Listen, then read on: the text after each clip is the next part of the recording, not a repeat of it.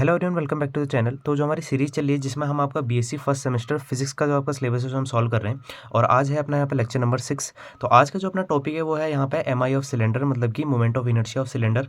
और हमने यहाँ पे जो अपना यहाँ पे मोमेंट ऑफ इनर्शिया निकालना है वो एक ऐसी एक्सिस के अलोंग निकालना है जो कि इस सिलेंडर के एकदम बीचों बीच से, मतलब इसके सेंटर ऑफ मास से होकर जा रही है, और उस एक्सिस का नाम हमने यहाँ पे दिया है ए बी। ठीक है, तो अगर आप इस लेक्चर से जो अपने पिछले वाले लेक्चर्स हैं उनको देखना चाहते हैं तो उन सभी जो लेक्चर्स हैं उनकी मैंने वहाँ पे जो है एक प्लेलिस्ट बना दी है, तो उनको आप आगे देख सकते हैं। और उस पूरी जो आपकी प्लेलिस्ट है उसका जो लिंक है आपको इस वीडियो के डिस्क्रिप्शन में मिल जाएगा, तो आप उस प्लेलिस्ट को जाके देख सकते हैं और अपनी स्टडी को वहाँ पे जो है कंटिन्यू कर सकते हैं। तो आज का जो अपना टॉपिक है इसकी तरफ आगे बढ़ते हैं। तो सबसे पहले मैं यहाँ पे सिलेंडर है, इसका मैंने यहाँ पे जो है अपना यहाँ पे डायग्राम बना दिया है।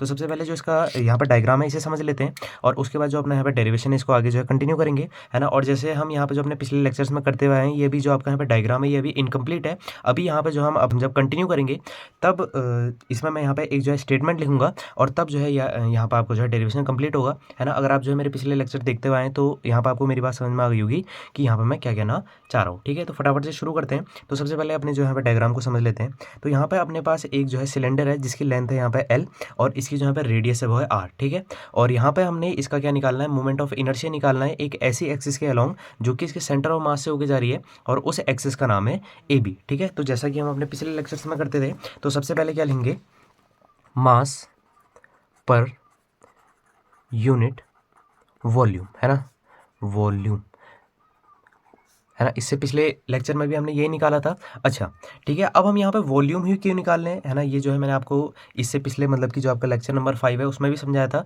क्योंकि जो आपका यहाँ पे सिलेंडर है वो क्या है 3D है ना, मतलब 3 डायमेंशन में तो क्या निकालेंगे वॉल्यूम, है ना। और अगर 2 डायमेंशन में होगा तो क्या निकालते हैं, मास पर यूनिट एरिया, और अगर 1 डायमेंशन में होगा तो क्या निकालते हैं, मास पर यूनिट लेंथ। ठीक है, इतनी सारी की सारी चीज़ें आपको याद होंगी। तो मास पर यूनिट वॉल्यूम की यहाँ पे बात हो रही है ना। और एक चीज़ यहाँ पे और ऐड कर देते हैं कि जो ये आपका सिलेंडर है इसकी जो यहाँ पे इसका जो यहाँ पे टोटल मास है, ठीक है, वो यहाँ पे कितना मान लेते हैं, कैपिटल एम मान लेते हैं। मतलब कि इस कैपिटल टोटल है ना, जो अपना यहाँ पे सिलेंडर है इसका जो यहाँ पे टोटल मास है वो यहाँ पे कितना है, कैपिटल एम। तो क्या होता था इसका फॉर्मूला, जो भी आपका टोटल मास है यूनिट का वो, और अपॉन में वॉल्यूम। ठीक है, आपको जो है सिलेंडर है उसके वॉल्यूम का फॉर्मूला क्या होता है ना, क्लास 10th में हम ये सारी की सारी चीज़ें याद करते हैं। तो पाई आर स्क्वायर एच। ठीक है, और एक सेकंड, यहाँ पे जो है हमने इसकी हाइट जो है वो एल ली है, तो यहाँ पे एच की जगह कितना आ जाएगा, एल। ठीक है, ये रॉन्ग हो जाएगा वरना, तो कितना आ जाएगा, पाई आर स्क्वायर एल, है ना। मैं यहाँ पे एच से एल में क्यों चेंज किया, क्योंकि इसकी जो मैंने यहाँ पे लेंथ ली है वो कितनी ली है, यहाँ पे एल ली है। ठीक है, तो ये बन जाएगी आपके यहाँ पे इक्वेशन नंबर 1। ठीक है, चलो अब देखो आगे, अब हम क्या करने वाले हैं ना, अब मैं यहाँ पे एक स्टेटमेंट लिखूंगा और फिर जो है उस स्टेटमेंट को समझेंगे, और उससे आपके जो है यहाँ पे डायग्राम में एक छोटी सी चेंजिंग होगी, और फिर जो है अपने यहाँ पे डेरिवेशन को आगे कंटिन्यू। स्टेटमेंट है वो मैंने यहाँ पे लिख दिया, तो पहले एक बार जो इसे पढ़ लेते हैं, उसके बाद जो इसका मतलब समझते हैं। तो कह रहा है, let us consider cylinder is divided into large number of coaxial elementary hollow cylinders. Consider one such shell of radius x and thickness dx. ठीक है, तो यहाँ पे जो है इसका कहने का मतलब ये है कि यहाँ पे जो अपना ये सिलेंडर है ये क्या है, बहुत सारे छोटे छोटे जो है एलिमेंट्री जो अपने यहाँ पे सिलेंडर है उनके शेल को यहाँ पे जो है मिला करके बनाया गया है। और ऐसे ही हमने यहाँ पे एक शेल मान लिया जिसके यहाँ पे रेडियस कितनी है x, और जो उसकी थिकनेस है, जो उसकी चौड़ाई है वो यहाँ पे कितनी है dx। ठीक है, और अगर हम यहाँ पे अपने जो डायग्राम है उसकी तरफ देखें तो यहाँ पे जो है मैंने एक एलिमेंट्री शेल भी आपका यहाँ पे बना दिया है, जिसकी कि यहाँ पे जो इसकी थिकनेस है वो यहाँ पे कितनी है dx, और यहाँ पे जो इसकी रेडियस है वो यहाँ पे कितनी है x। ठीक है, मैं इसलिए जो है मैंने आपको इस वीडियो की स्टार्टिंग में बोला था कि ये जो आपका डायग्राम है अभी इनकम्प्लीट है, और अब जो है ये डायग्राम आपका जो है कंप्लीट हो चुका है इस स्टेटमेंट को लिखने के बाद। तो अब जो है हम अपने यहाँ पे डेरिवेशन को आगे कंटिन्यू करते हैं। तो अब हम क्या करने वाले हैं, है ना, जो हमने यहाँ पर अपना ये एलिमेंट्री जो अपना यहाँ पे सिलेंडर है इसका जो हमने यहाँ पे इसको माना है, जिसको हमने यहाँ पे एज्यूम किया है, इसका हम यहाँ पे क्या निकालेंगे, वॉल्यूम। तो मैं लिख देता हूँ यहाँ पे, है ना, यहाँ मैं लिख देता हूँ वॉल्यूम ऑफ एलिमेंट्री सिलेंडर। ठीक है, जो कि हमने यहाँ पे माना है, जिसको हमने एज्यूम किया है कि मतलब इतनी, है ना, इसी टाइप की बहुत सारी शेल्स को जो है यहाँ पे मिला करके अपना जो ये जो है अपना बड़ा सिलेंडर है इसको यहाँ पे जो है बनाया गया है। ठीक है, इतनी चीज़ आपको समझ में आ गई होगी। तो अब देखो, अब आपको पता है इसका फॉर्मूला क्या होता है ना, जैसे कि आप जो है अपने पिछली वीडियोज़ में देख के आए होंगे। तो अगर आपको इसका फॉर्मूला याद है तो सही है, नहीं है तो मैं यहाँ पे जो इसको लिख देता हूँ। तो यहाँ पे जो इसका फॉर्मूला होता था वो क्या होता था, सरफेस एरिया, है ना, सरफेस एरिया इंटू क्या हो जाएगा आपका यहाँ पे thickness, surface area into thickness. ऐसा जो हमने यहाँ पे पिछले डेरिवेशंस में किया था। यहाँ पे जो है एक चीज़ आपकी यहाँ पे चेंज हो जाने वाली, जो आपका है ना, जो आपका यहाँ पे सरफेस एरिया है उसका हम इस सिलेंडर का यहाँ पे सरफेस एरिया यहाँ पे डायरेक्टली नहीं निकाल सकते। तो यहाँ पे जो है हम एक फॉर्मूला यूज़ करेंगे आपका जो सरफेस एरिया का, जो आपका यहाँ पे फॉर्मूला होता है आपका यहाँ पे क्या, सर्कमफेरेंस इंटू क्या होता है आपका यहाँ पे थिकनेस, और साथ में क्या आ जाएगा आपका यहाँ पे लेंथ आ जाएगा। ठीक है, मैं लिख देता हूँ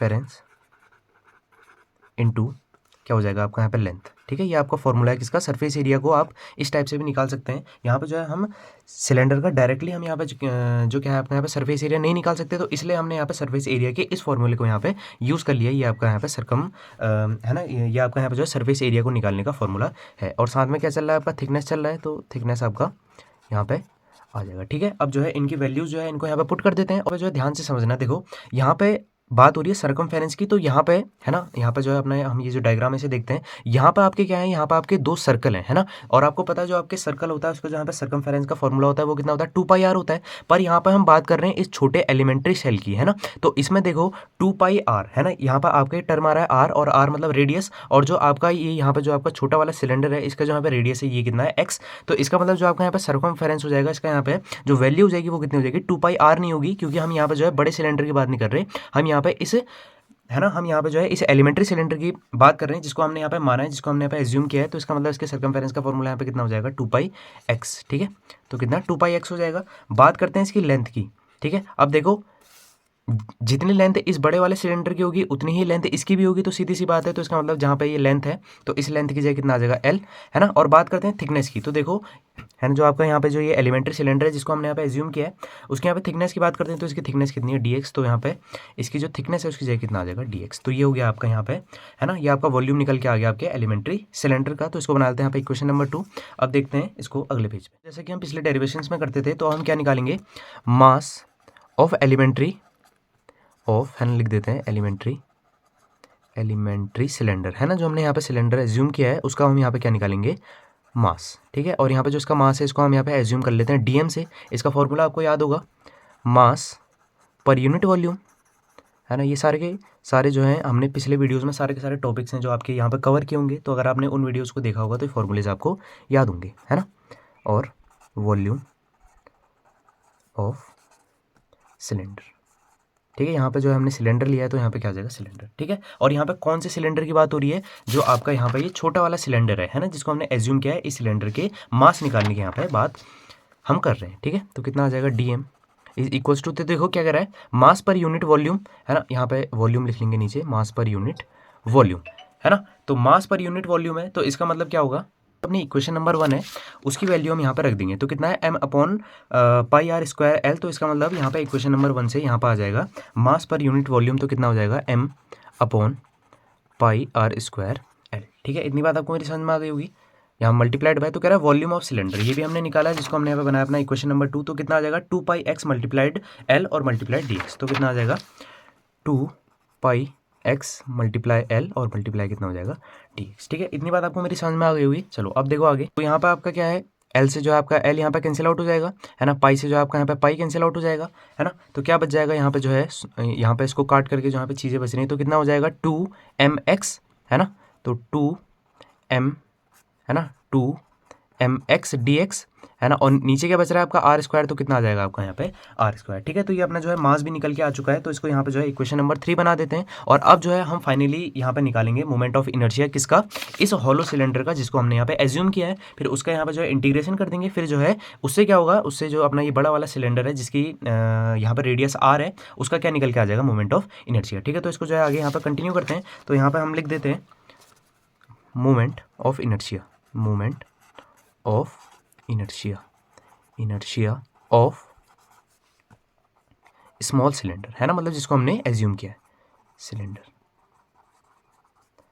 है ना। तो यहाँ पे आपको पता है जो आपका यहाँ पे मोमेंट ऑफ इनर्शिया उसको हम किससे दिखाते हैं, आई से शो करते हैं, है ना, आई से शो करते हैं। और हम यहाँ पे कौन सी एक्सिस के अलोंग निकाल रहे हैं, यहाँ पे हम ए बी एक्सिस के अलोंग निकाल रहे हैं। तो इसका मतलब यहाँ पे क्या हो जाएगा, ए बी आ जाएगा। ठीक है, तो इससे जो ये ए बी है ये इस चीज़ को दिखा रहा है कि हम ए बी एक्सिस के अलोंग निकाल रहे हैं, जो कि उसके सेंटर ऑफ मास से होकर जा रही है। अब देखो मेरी बात को यहाँ पे ध्यान सुनना, ये आई ए बी जो है ना, ये है ना, जो आपकी ये वाली टर्म है, ये इस चीज़ को दिखा रही है कि ये है ना, जो आपका यहाँ पे जो बड़ा वाला सिलेंडर है इसका ये यहाँ पे मोमेंट ऑफ इनर्शिया होगा आई ए बी, है ना। तो पर अभी हम किसका यहाँ पे मोमेंट ऑफ इनर्शिया निकाल रहे हैं, अभी हम इस छोटे वाले सिलेंडर का मोमेंट ऑफ इनर्शिया निकाल रहे हैं, तो इसका जो यहाँ पे मोमेंट ऑफ इनर्शिया है उसको हम यहाँ पे किससे दिखा देंगे, डी से दिखा देंगे, है ना। जब इसका इंटीग्रेशन होगा तब जाके पूरे के पूरे सिलेंडर के लिए जो है मोमेंट ऑफ इनर्शिया निकल के आएगा। तो ये जो है, जो आपकी ये वाली टर्म है, ये इस चीज़ को दिखा रही है कि जो अभी हम यहाँ पे मोमेंट ऑफ इनर्शिया कैलकुलेट कर रहे हैं वो अभी किसका है, इस छोटे सिलेंडर का। जब हम बाद में उसका जो है फर्दर यहाँ पे इंटीग्रेशन कर देंगे तो इनर्शिया निकल के आएगा, वो आपको जो है बड़े वाले सिलेंडर के लिए निकल के आ जाएगा, ठीक है। तो यहाँ पे आपको पता है कि क्या फॉर्मूला होता है आपका मोमेंट ऑफ इनर्शिया का, आपको याद होगा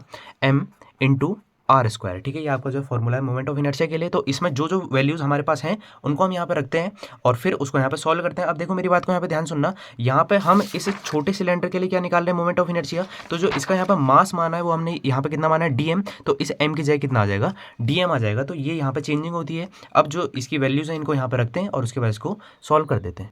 तो यहाँ पर आ जाएगा DIAB, है ना। और देखो यहाँ पे जो है dm की वैल्यू रख देंगे तो कितना हो जाएगा, 2mx/r² dx। और देखो यहाँ पे r² की बात हो रही है, तो देखो जो आपका यहाँ पे r² है ना, तो देखो यहाँ पे हम किस सिलेंडर के लिए मोमेंट ऑफ इनर्शिया निकाल रहे हैं, इस छोटे सिलेंडर के लिए। तो r मतलब उसका रेडियस, तो यहाँ पे जो उसका यहाँ पे रेडियस है वो यहाँ पे कितना है, x, तो इस r² की जगह कितना आ जाएगा, x² आ जाएगा, ठीक है।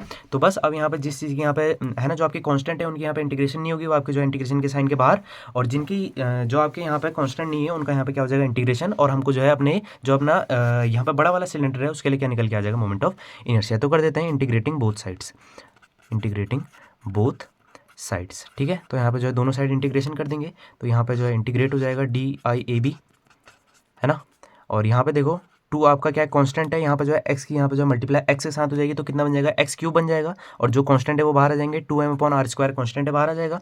और यहाँ पे जो है इंटीग्रेशन किसका हो जाएगा, आपका x³ dx का यहाँ पे जो है इंटीग्रेशन हो जाएगा। अब सुनना मेरी बात को ध्यान से, यहाँ पे इंटीग्रेशन करने के लिए हमको जो है यहाँ पे लोअर लिमिट और अपर लिमिट भी चाहिए होगी, है ना, सीधी सी बात है। तो देखो यहाँ पे अगर हम देखें तो ये आपकी एक्सिस है ना। अगर हम इस पॉइंट पे देखें तो यहाँ पे जो आपके पॉइंट होंगे, जो आपके यहाँ पे कोऑर्डिनेट होंगे वो कितने होंगे, 0,0। और यहाँ से हम कहाँ तक जाएंगे, मैक्सिमम तक जाएंगे, मतलब जहाँ पे आपका क्या है, बड़ा वाला सिलेंडर है, तो हम वहां तक जाएंगे। तो इसका मतलब हम 0 से कहां तक जा रहे हैं, r तक। तो इसका मतलब जो आपकी लोअर लिमिट हो जाएगी वो यहाँ पे कितनी हो जाएगी, है ना, वो आपकी कितनी हो जाएगी, 0। और जो आपकी अपर लिमिट है वो कितनी हो जाएगी, r। तो ये चीज़ आपकी हो जाएगी। अब इसको जो है यहाँ पे इंटीग्रेट कर देते हैं, है ना। आपको पता होगा डी का जो इंटीग्रेशन है वो क्या होता है, आपका यहाँ पे आई होता है ना, जो आपका यहाँ पे डिफरेंशिएशन और जो आपके इंटीग्रेशन होते हैं एक दूसरे के अपोजिट होते हैं। तो यहाँ पे इंटीग्रेशन से जो आप यहाँ पे जो है यहाँ पे डिफरेंशिएशन कट जाएगा, सिंपल सी चीज़ है। तो इसका मतलब यहाँ पे क्या निकल के आ जाएगा, IAB। और यहाँ पे कितना हो जाएगा, 2m/r², है ना। इंटीग्रेशन आपने पढ़ी होगी, x क्या है आपका यहाँ पे, x³ है, तो इसका यहाँ पे जो इंटीग्रेशन है कितना हो जाएगा, x⁴/4/4। और अभी जो है लिमिट्स की वैल्यू नहीं रखी है तो इनको भी रख देंगे। तो क्या होता है, upper limit minus lower limit, मतलब जहाँ पे x है वहाँ पे एक बार जो है अपर लिमिट, फिर उसके बाद माइनस, फिर जहाँ पे x है वहाँ पे क्या हो जाएगा, लोअर लिमिट। तो कितना, IAB = 2m/r²। और यहाँ पे लिमिट्स की वैल्यू रख देंगे तो r⁴/4/4 - 0⁴/4/4, ठीक है। यहाँ पे साइड में इसकी जो है वैल्यू निकाल देते हैं। तो देखो क्या हो जाएगा, IAB जो आपके पास यहाँ पे निकल के आने वाला है वो कितना हो जाएगा, 2m/r²। और यहाँ पे मल्टीप्लाइड r⁴, और यहाँ पे अपॉन में कितना आ जाएगा, 4, ठीक है। अच्छा, अब देखो क्या होगा, यहाँ पे r² है तो इससे यहाँ पे ये कैंसिल हो जाएगा, तो ऊपर कितना रह जाएगा, r²। यहाँ पे इससे कैंसिल हो जाएगा तो कितना आ जाएगा, 2, ठीक है। तो यहाँ पे ऊपर लिख देते हैं इसका, यहाँ पे जो भी अपना रिजल्ट आया उसको निकाल करके। तो IAB = आपका यहाँ पे कितना आ जाएगा, mr² बाई कितना आ जाएगा आपका यहाँ पे 2। तो इसका मतलब ये अपना यहाँ पे क्या निकल के आया, एक्सप्रेशन निकल के आया है, मोमेंट ऑफ इनर्शिया निकल के आया है किसका, जो अपना यहाँ पे बड़ा वाला सिलेंडर है, कौन सी एक्सिस के थ्रू निकल के आया है, जो कि आपकी यहाँ पे AB एक्सिस है, इसके थ्रू निकल के आया है, जो कि इसके सेंटर ऑफ मास से होके जा रही है, ठीक है। तो आई होप आपको इस वीडियो से कुछ भी समझ में आया होगा। अगर आप इस वीडियो से कुछ भी सीख के जाते हैं तो आप जो है वीडियो को लाइक जरूर से कर सकते हैं, और चाहें तो चैनल को भी सब्सक्राइब कर सकते हैं। और इसी टाइप का BSc रिलेटेड कंटेंट देखने के लिए आप मेरे चैनल पर विजिट कर सकते हैं। Thanks for watching.